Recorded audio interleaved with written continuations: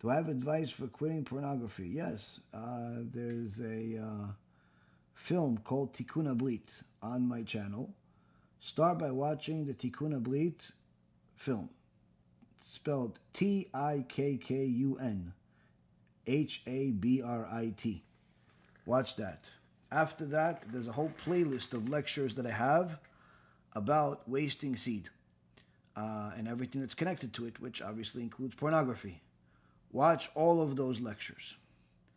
After you watch all of those lectures and you continue watching them on a regular basis, different. Some of them are long, some of them are short, some of them are 5-minute clips, some of them are 2-hour lectures.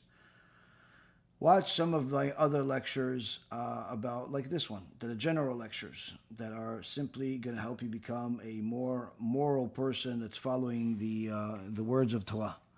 The combination of both, you'll be able to overcome pornography and all of the other things if you really take the words that are said to action.